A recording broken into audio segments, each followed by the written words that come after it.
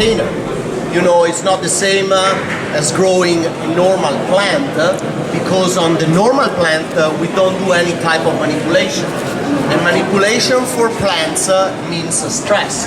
So if the plant is not growing in a proper soil, then start the problems. So we need to understand which soil, which type of soil is suitable to grow successfully our bonsai and develop them in beautiful trees and maybe one day being able to show them. So basically, when we have to pick the correct soil for our trees, we need to understand that different type of soil has different characteristics.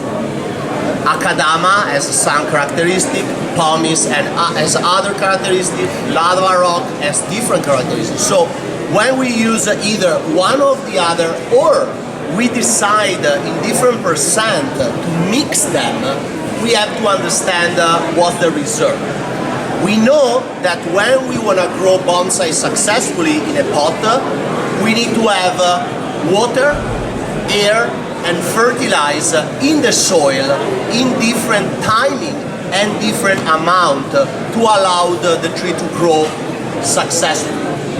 We know that roots need oxygen and water to be able to suck the moisture from the ground and the nutriments that stays in the soil to go up in the tree, do the photosynthesis, fill and feed all the part of the tree and create green, create branches, create roots. That's the way how the tree grows successfully, and is also the way how we can make the tree, you know, going in a certain direction according to our need. So there is not actually one proper soil for bonsai. We can say for experience that Akadama is one of the best soil for bonsai. But for my personal experience, is not the soil.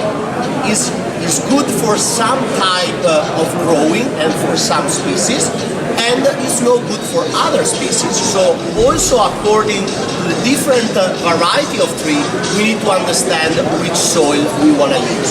The good thing of Akadama, for example, is that with the capacity Akadama has of the ion exchange, the Akadama is the only, or for bonsai, is the only type of soil that is able to stick on itself the particle of fertilizer and also move those particles from part of the soil as the Akadama can do with water.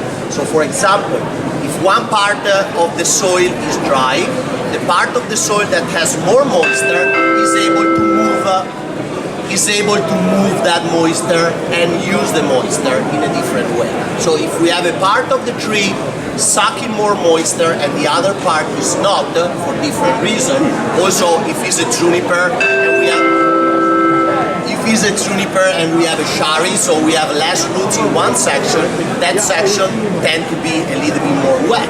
But the Akadama is able to move that moisture away. Also, with the air, and especially in summer when there is a lot of dehydration from the wind or from the sun. So even in summer when there is a lot of dehydration from the wind and from the sun, the Akadama is able to move the moisture inside of the pot and always be able to redistribute the moisture. It's important always to have good draining on the soil, because as soon as the tree, for a reason or for another, stop drinking water, for example, in winter because it's too cold, in summer because it's too hot, or after we do a heavy work on the tree and the tree slow down its physiology, we risk, if we don't have good draining holes and good drainage and good soil, that the roots start having a lack of oxygen, because when the water goes through the soil, the oxygen goes off. And when the water drains, the oxygen goes back between the particles of the soil. So this is something very important. Going back to Akadama, the Akadama on the long run, according to the type of Akadama, we have harder Akadama and a little bit more normal. The Akadama break down. It's different than pomace of lava rock that are always the same inside of the pot. But Akadama, because it's freezing in winter, or even the roots are growing and are breaking down the particles of Akadama, the Akadama always change the type of soil. So in time, the root ball can become very, very tight, and that's the time that we have to substitute part of the soil to give new air and new also room to the roots to develop. Generally, my advice, if we start with the general talk about soil, is to mix Akadama, pomace and lava rock 1-1-1. Because these three types of soil has a different characteristic. Akadama tend to be more wet, lava rock is differently wet but can also dry out faster because the pores are very open, and pomace is kind of in between the two. And the good thing of pomace is that, as I said, never change the type of particle, and roots can also grow very well with pomace. So mixing these three types of soil, we can have a good soil mix. Then, according to your location and according to the weather where you live, you can either decide to get rid of one of these soil or put them in different percent inside of your soil mix. But as I said, there is not one perfect soil mix for everyone. Everyone, according to his place and according also to the species that is growing, has to understand which soil is better for the tree. Personally, if I have to talk about my personal experience, what I normally do when I start with the Yamadori, that still has his original root ball, so it's just dirt from the mountain, I pot in pure pomace.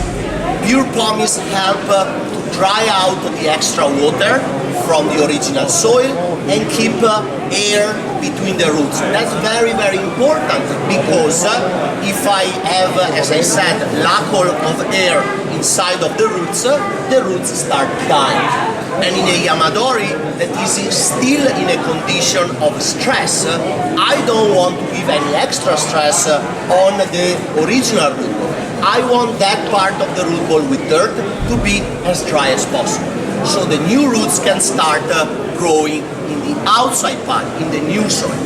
Personally, I don't use any Akadama on the first repot of a Yamadori because, as I said, Akadama, if the roots don't suck out the moisture, tend to be a little bit more wet than pomace. Pomace get rid of the moisture and the water faster. As soon as I move my bonsai, my tree, in the next step, I try to get rid of the original soil and start having a mix between pomace and Akadama. Personally, I don't use lava rock because, again, in my type of weather that tend to be very wet in spring and autumn, lava will hold for me in the big particle too much moisture, so it doesn't work too much. I prefer to have my tree in pomace and Akadama. But for example, in all the Mediterranean area where people grow Mediterranean trees and even Sabina or Taxus, they like to use lava rock a lot. Personally, because I live in a valley where I have a lot of moisture, I don't use at all lava rock. I just mix pomace and Akadama. Akadama I always consider the best soil because, as I said, for the ion exchange is able to give fertilizer to the tree, and all the fertilizer until the tree is not going there and pick it up.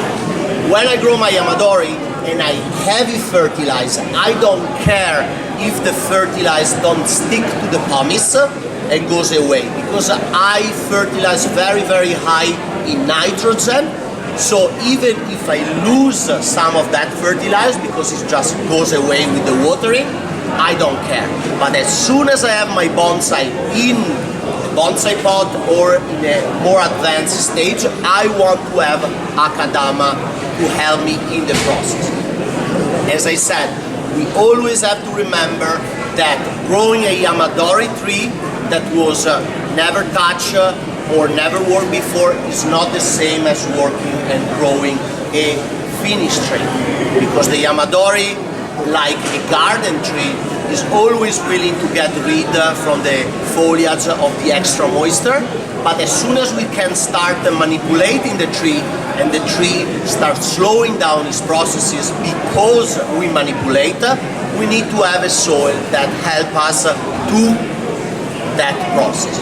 Any question? No question? Oh my God. You have a question. I know. You have the face of one with a question.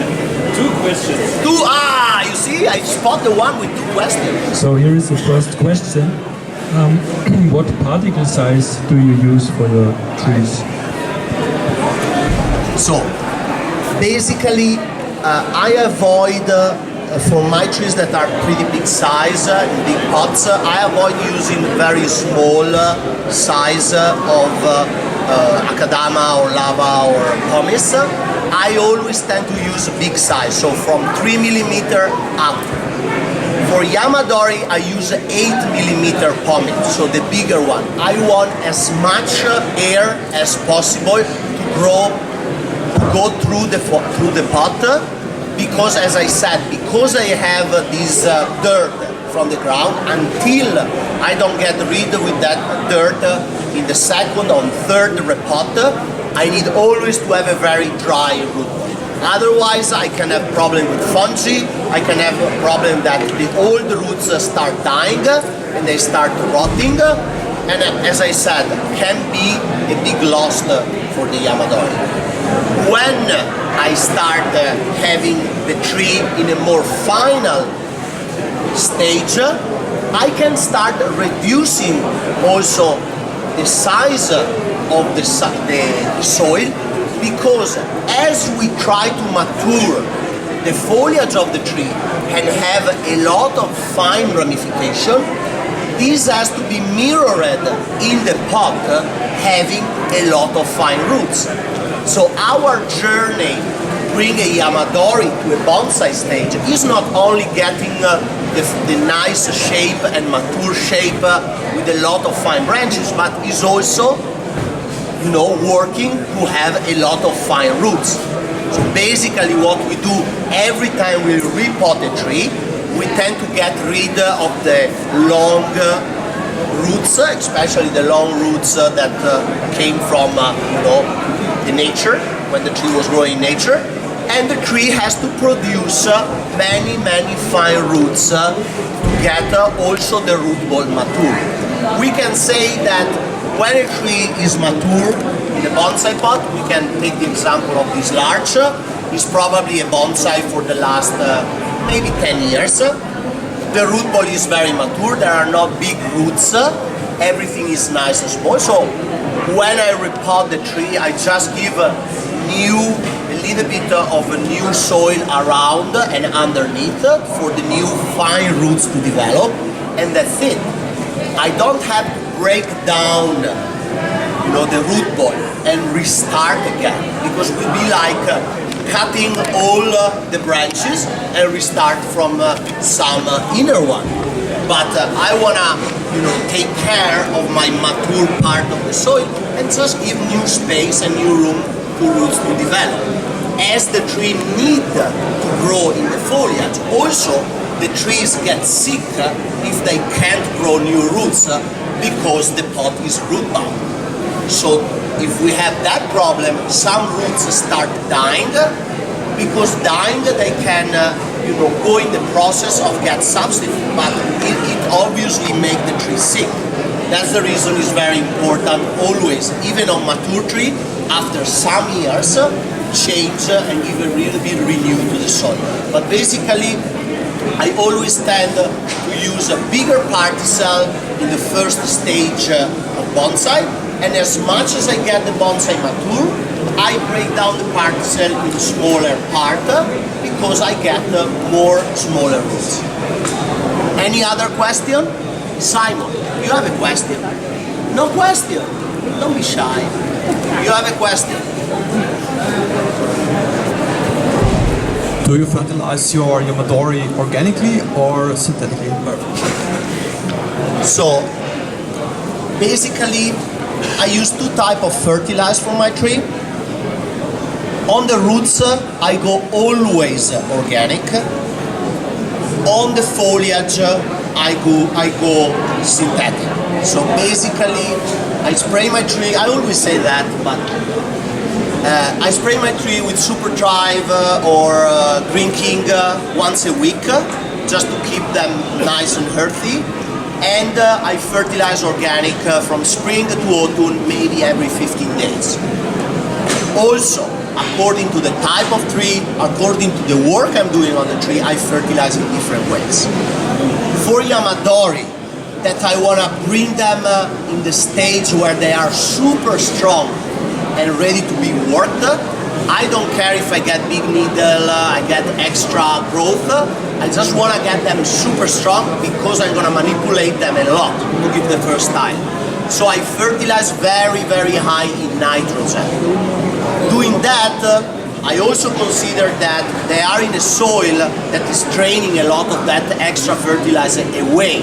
That I said is pumice and is big size. So I don't care if I extra fertilize. When I fertilize my finished tree, I always try to not extra fertilize too much. I really give a more mild, maybe 4-5-5 fertilize. And I also take care every spring to clean the superficial part of the soil, because you know, the fertilizer or the cakes, talking in general, they tend to release the fertilizer, and what is left is like a type of a salty product that can change the pH of the soil of your tree. You know that generally you want to grow your trees, especially if they are conifer, in a kind of neutral pH. Akadama, for example, has a 6.8 or 6.9 pH. That's the reason why it's very good about the ionic exchange, because very basic or very acid soil, they are no good about the ionic exchange. But if I leave every year or for a long time the leftover of the fertilizer on top of the tree, that can change the pH of that part of the soil, or generally the pH of all soil. That's the reason I always advise in spring, clean away that part and eventually 1 centimeter, and then you put the new soil on top of the trees. Thank you for the question. No more talking? Thank you guys. I don't have another question. Last one. Is there a type of soil that can help to grow more mycorrhiza when you have a tree that lacks a bit when you cut it off the last repot? So, during these years of collecting Yamadori and especially collecting Scots pine, and actually I'm gonna work on one of the Scots pine I collected today at the demo, what is my perception of what's happening is that the tree and the mycorrhiza that grows in symbiosis with the roots is gonna grow anyway which type of soil you're gonna use. For example, we collect the Scots pine with very ugly gray clay in nature, and they are full of mycorrhiza. When I repot them and I try with different, I tried pumice, but I also mix pumice sometimes with perlite. That's for a weight reason. When I collect big Yamadori, perlite is very light and can fill the spaces and have less weight than pumice. So I see that mycorrhiza is growing anyway, either in one soil or the other. When I put the trees in the pot and I start using Akadama, I take them out and all the outside and under surface are just white of mycorrhiza. So basically that, good fungi doesn't care on which soil is growing. what we can do is when we grow trees that grows in symbiosis with mycorrhiza, like Quercus, oaks, or Scots pine, we can add some extra mycorrhiza to make the process of renewing faster. Every time I repot a pine, I keep part of the soil I take off, I break it down again, there is this white or yellow mycorrhiza, those are the two types that you can develop on the pot, and then I add in the new soil, so the renew of the mycorrhiza is a little bit faster. But generally mycorrhiza kind of don't care. Okay. Thank you guys, thank you so much.